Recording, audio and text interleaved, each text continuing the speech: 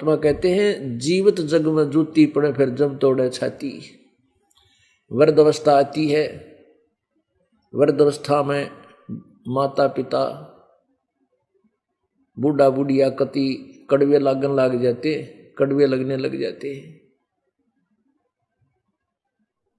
और वही बुजुर्ग सारी उम्र अपने बच्चों के लिए रात पड़ा ना दिन पड़ा, एक ही उद्देश्य था मेरे बच्चे सुखी हों, मेरे बच्चों के लिए इतना धन कुछ बना दूं। यदि उन बच्चों के भाग्य में होगा तो अवश्य बन जाएगा, वो भी बना लेंगे। और उनके भाग्य में नहीं होगा, आपने जोड़ जाड़ कर सारा जीवन अपना धंधे में खो के और 20-30 लाख रुपये इकट्ठे कर दिए, बच्चा हो गया निकम्मा और उसने वो उसके देखते देखते सारे बर्बाद कर दिए। कोई बिजनेस शुरू किया उसी में हानि होगी, दूसरा किया उसमें हानि होगी, उस बूढ़े के देखते देखते वो कति चौपट हो गया सारा काम। तो परमात्मा कहते हैं जिस भी प्राणी का जैसा संस्कार है वो उसको मिलेगा, जब तक वो पूर्ण परमात्मा की शरण में नहीं आता।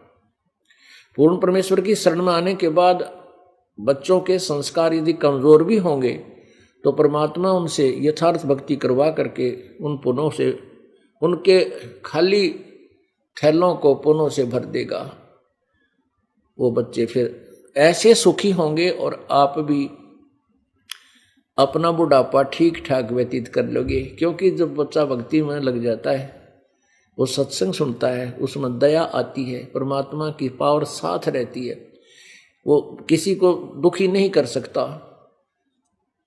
ऐसी फिर पुत्र वधू आ जाती है, बेटी आएगी, वह भक्ति लग जाएगी, उसमें भी दया होगी, परमात्मा का कंट्रोल उसके ऊपर होगा, तो फिर वो बेटी भी आपका सत्कार करेगी क्योंकि आप भक्ति कर रहे हो। अब साधु संत भक्तों के पास क्या होता था, वो भक्ति धन होता था और उनकी सभी सेवा करते थे।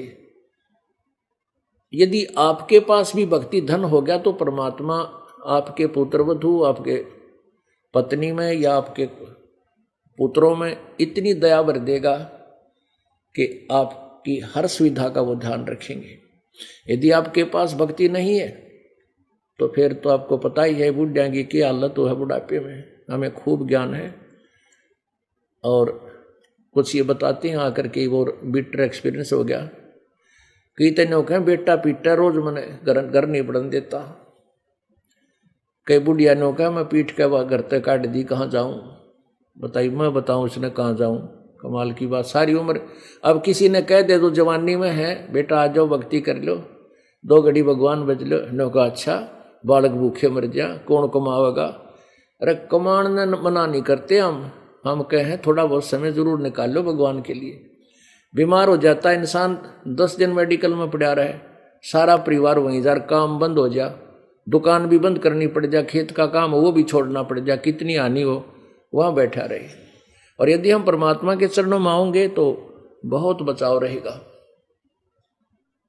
परमात्मा कहते हैं कि बुढ़ापे के अंदर कहते हैं आवे बुढ़ापा पड़े खाट में सुने बचन खारे, आवे बुढ़ापा पड़े खाट में और सुने बचन खारे, और कुत्ते ताउन का सुख भी कोई नहीं छाती फूकना रे।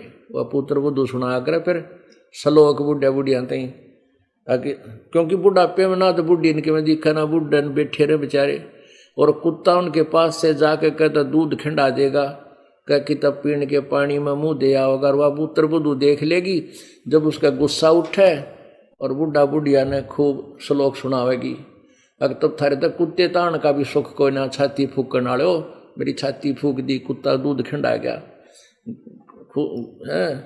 तो कहते हैं ये श्लोक सुनोगे जब भक्ति नहीं करोगे तुम, और जब आप भक्ति में लग जाओगे तो आपका पूरे परिवार का माहौल चेंज हो जाएगा। अब लड़ाई कैसे होती है घर में, बिना ज्ञान के। अब देखो प्रत्येक सदस्य घर का ये चाहता है कि हमारे घर में धन हो और हम अपने अच्छे ढंग से काम करें जिससे हम धनी हो, बरकत हो। कोई भी नुकसान करना नहीं चाहता और फिर नुकसान हो जाता है।